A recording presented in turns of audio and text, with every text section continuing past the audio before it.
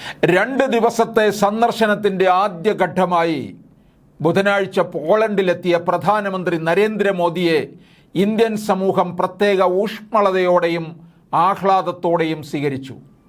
വാർസോയിലെ Indian സമൂഹത്തെ അഭിസംബോധന ചെയ്തുകൊണ്ട് അവരുടെ ഊഷ്മളമായ സ്വീകരണത്തിന് അദ്ദേഹം നന്ദി അറിയിച്ചു.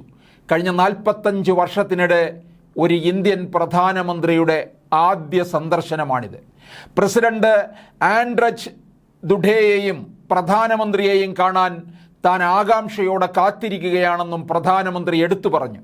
2022 റഷ്യ ഉക്രൈൻ യുദ്ധം പൊട്ടിപ്പുറപ്പെട്ടപ്പോൾ ഇന്ത്യൻ വിദ്യാർത്ഥികൾക്ക് നൽകിയ പിന്തുണയ്ക്ക് പ്രധാനമന്ത്രി മോദി ഇന്ത്യൻ സമൂഹത്തിന് നന്ദി പറഞ്ഞു. ഒപ്പം ഇന്ത്യ എല്ലാ രാജ്യങ്ങളുടെയും താൽപ്പര്യങ്ങൾക്കും പ്രാധാന്യം നൽകുന്നുണ്ടെന്നും അദ്ദേഹം പങ്കുവച്ചു. ഇന്ത്യയും പോളണ്ടും നയതന്ത്ര ബന്ധം സ്ഥാപിച്ച 70 വർഷം തികയുന്ന സാഹചര്യത്തിലാണ് പ്രധാനമന്ത്രി മോദിയുടെ സന്ദർശനം. മധ്യ യൂറോപ്പിലെ പ്രധാന സാമ്പത്തിക പങ്കാളിയായി പോളണ്ടിനെ വിശേഷിപ്പിച്ച പ്രധാനമന്ത്രി അവിടുത്തെ ഇന്ത്യൻ സമൂഹവുമായി സംവദിക്കുമെന്നും പുറപ്പെടൽ പ്രസ്താവനയിൽ പറയുന്നു. ഞങ്ങളുടെ നയതന്ത്ര ബന്ധത്തിൻ്റെ 70 വർഷം ആഘോഷിക്കുന്ന വേളയിലാണ് എൻ്റെ പോളണ്ട് സന്ദർശനം. മധ്യ യൂറോപ്പിലെ പ്രധാന സാമ്പത്തിക പങ്കാളിയാണ് പോളണ്ട്. ജനാധിപത്യത്തോടും ബഹുസ്വരതയോടുമുള്ള ഞങ്ങളുടെ പരസ്പര പ്രതിബദ്ധത ഞങ്ങളുടെ ബന്ധത്തെ കൂടുതൽ ശക്തിപ്പെടുത്തുന്നു എന്നാണ് അദ്ദേഹം പറഞ്ഞത്. 2022 ഫെബ്രുവരിയിൽ റഷ്യ ഉക്രൈൻ ആക്രമിച്ചതിന് ശേഷം പ്രധാനമന്ത്രി മോദി നടത്തുന്ന ആദ്യ സന്ദർശനമാണിത്.